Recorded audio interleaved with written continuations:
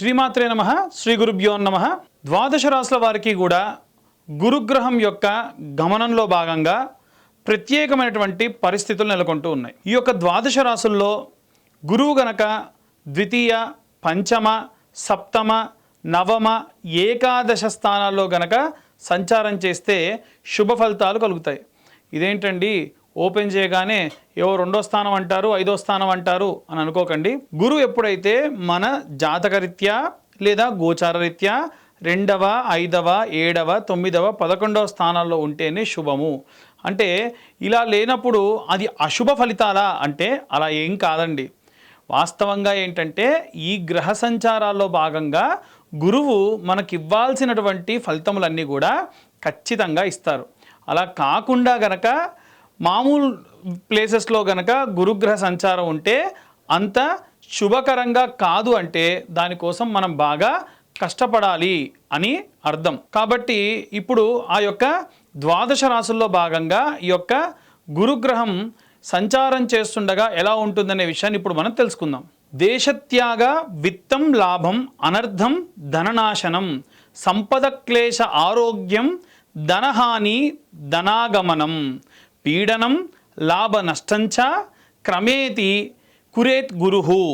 అంటే గురువు ద్వాదశ రాశుల్లో సంచరించే సమయంలో 1వ దేహత్యాగము సంబంధించి, 2 ధనలాభం సంబంధించి, 3 కార్యహాని, 4 ధననాశనము, 5 సంపద, 6 దుఃఖము, 7 ఆరోగ్యము, 8 ధనహాని, 9 ధనాగమనము, దశమము ఆయాసము, 11వ స్థానము లాభము, 12వ స్థానము నష్టము కలిగించును అని దీని యొక్క ఉద్దేశం.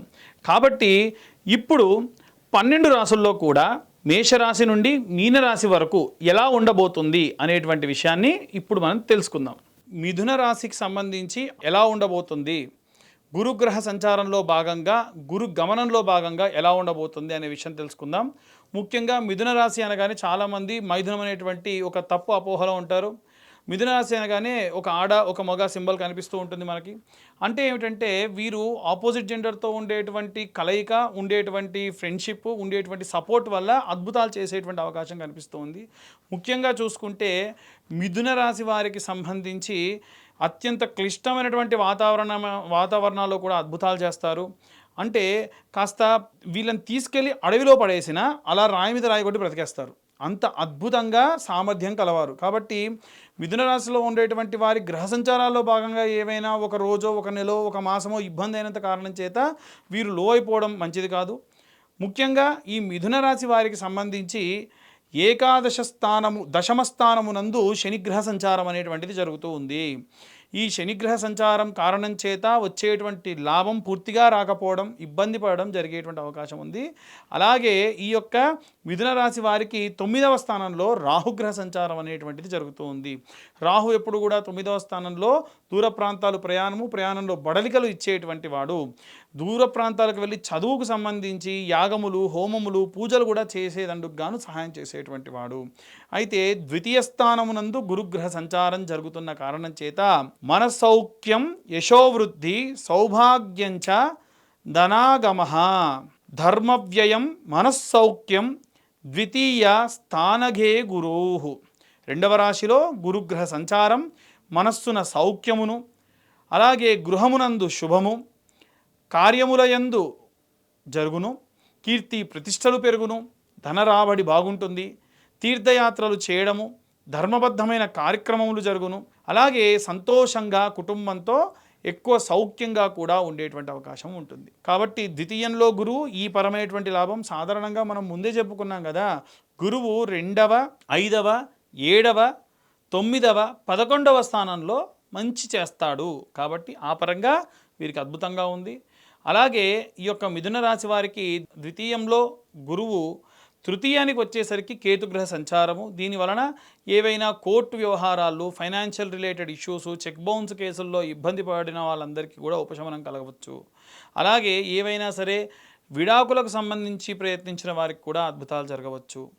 దాని తర్వాతకి ఈ యొక్క 4వ స్థానమునందు శుక్రగ్రహ సంచారం చేయడం వలన ఎవరైనా కుటుంబంలో ఉన్నటువంటి వారికి సంబంధించి ఆరోగ్యపరమైనటువంటి ఇబ్బందులు, భార్యాభర్తల మధ్యలో ఏదైనా చిన్న చిన్న గొడవలు తారాస్థాయికి చేరడం, పంచమ స్థానమునందు సూర్యుడు, బుధుడు, కుజుడు గ్రహ సంచారాలు చేయడం. 28వ తారీఖు తర్వాత అండి కుజుడు మారుతూ ఉన్నాడు. అప్పటి వరకు రాజకీయ నాయకులకి, సినిమా రంగాల వారికి, మీడియా ఫీల్డ్లో ఉన్న వాళ్ళకి కాస్త గడ్డుకాలం అని చెప్పవచ్చు.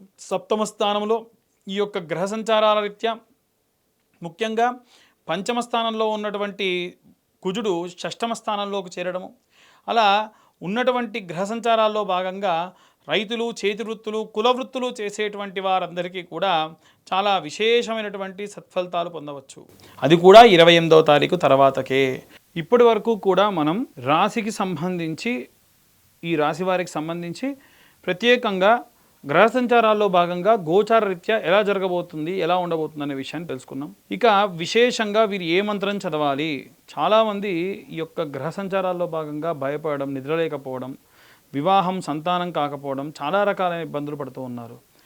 ముఖ్యంగా చూసుకుంటే హనుమత్ భడబాలన స్తోత్రం అని ఒక స్తోత్రం ఉంటుంది. మనకు యూట్యూబ్లో కొడితే వస్తుంది. ఆ స్తోత్రం రోజు ఒక్కసారి విన్నంత మాత్రం చేత విశేష సత్ఫలితాలు పొందవచ్చు.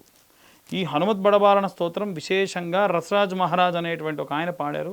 చాలా అద్భుతంగా ఉంటుంది. మీరు ఇవాళ రేపు షార్ట్స్లో చూస్తున్నప్పుడు ఓం హం హం హం హను హనుమంత అనేటువంటిది కూడా ఆయనే పాడారు. ఈ ఆంజనేయ స్వామి యొక్క బడబాలన స్తోత్రం విశేష శక్తినిస్తుంది. అలాగే ఈ యొక్క అన్ని రాసుల వారికి సంబంధించి, ఈ రాశి వారే కాకుండా అందరూ కూడా అన్ని వర్గాల వారికి సంబంధించి కూడా చూసుకుంటే విశేషంగా సంతానం లేకపోవడం, వివాహం కాకపోవడం, భార్యాభర్తల మధ్యలో గొడవలు లాంటివి జరుగుతూ ఉన్నాయి. కాబట్టి ఎవరైనా సరే ఈ పరమైన ఇబ్బందులు ఉంటే గనక, అమ్మాయిలకు గనక వివాహం కాకపోతే వరపాశుపతము అనేటువంటి అభిషేకము, హోమము ఉంటుంది. అబ్బాయిలకైతే కన్యాపాశుపతము అనేటువంటి హోమము, అభిషేకం ఉంటుంది. చక్కెరతో అభిషేకం చేస్తారు. అలాగే సంతానం లేని వారి కోసం సంతాన పాశుపతము అనేటువంటి అభిషేకము, హోమము కూడా నిర్వహించడం జరుగుతుంది. ఆరోగ్యం బాలేని వారికి సర్వాంగ పాశుపతము అనేటువంటి హోమం జరుగుతుంది, అభిషేకం జరుగుతుంది. ఎవరికైతే ఈ పరమైనటువంటి ఇబ్బందులు ఉండి ఉంటే ప్రతీ నెల ఆఖరి మంగళవారం నాడు విశేషంగా వీరందరి కోసము కూడా హోమము, అభిషేకాలు చేయడం జరుగుతుంది. ఆసక్తి కలవారు కాంటాక్ట్ చేయొచ్చు. అలాగే ఈ యొక్క అన్ని వర్గాల వారికి సంబంధించి ప్రత్యేకంగా ధనం రావాలండి, డబ్బులు రావట్లేదు, నాకు డబ్బులు కావాలంటూ ఉన్నారు. మీరు ఐశ్వర్యవంతులు కావాలి లేదా ధనవంతులు కావాలి, రెండిటికి వ్యత్యాసం ఉంది. ధనవంతుడు అంటే డబ్బు వస్తుంది, సుఖం ఉండదు, ఎప్పుడూ డబ్బు గురించి పరిగెత్తడం, ఆరోగ్యం ఖరాబ్ చేసుకోవడం. అదే ఐశ్వర్యవంతుడు అంటే సంపాదించిన సంపాదన ఇంటి దాకా రావడం, మన కోసం, మన కుటుంబం కోసం ఖర్చు పెట్టుకోవడం, వీలైనంత వరకు ఒకటికి దానం చేసే పరిస్థితుల్లో ఉండడం, తిన్న తిండి అరగడం, కంటి నిండా నిద్రపోవడం, ఇంట్లో లేదు అన్న పదం లేకుండా ఎప్పుడూ కూడా సంపాదించింది మెండుగా ఉండడం, దినదినాభివృద్ధి చెందుతూ మంచి సంపన్నుడిగా ఉండడం, ఇది ఐశ్వర్యవంతుడి లక్షణం. మనం ఐశ్వర్యవంతులం కావాలి, ధనవంతులు అవ్వాల్సిన అవసరం లేదు. ఐశ్వర్యవంతులు కావాలంటే పోనీ ఏం చేయాలండి అని అడిగేవాళ్ళు చాలామంది ఉంటారు. మనకు లక్ష్మీ అష్టోత్తర శతనామావళి అని ఉంటుందండి. ఈ లక్ష్మీ అష్టోత్తర శతనామావళి పొద్దున, మధ్యాహ్నం, సాయంత్రం 6 నెలల పాటు చదవాలి. ఎందుకండి స్తోత్రం ఉంటుందిగా అంటే స్తోత్రం చదవద్దన్న ఉద్దేశం కాదు. కానీ స్తోత్రంలో మనకి ఓం నమః అని ప్రతి ఒక్క మంత్రానికి సంబంధించి ఉండదు.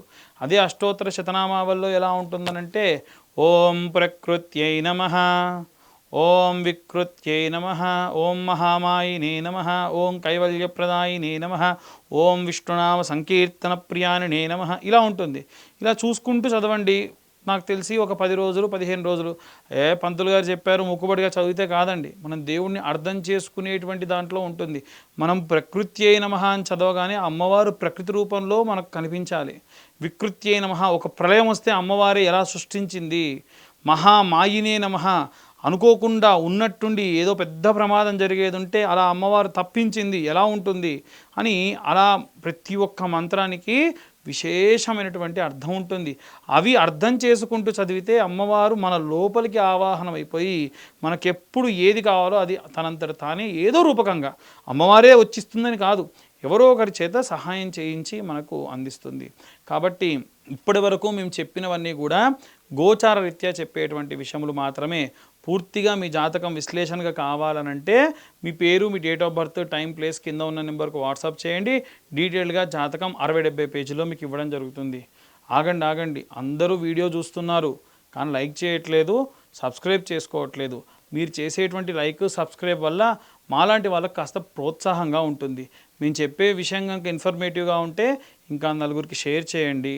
అందరూ బాగుండాలి, అందులో మనం ఉండాలి. సర్వే జనా సుఖినో భవంతు. స్వస్తి.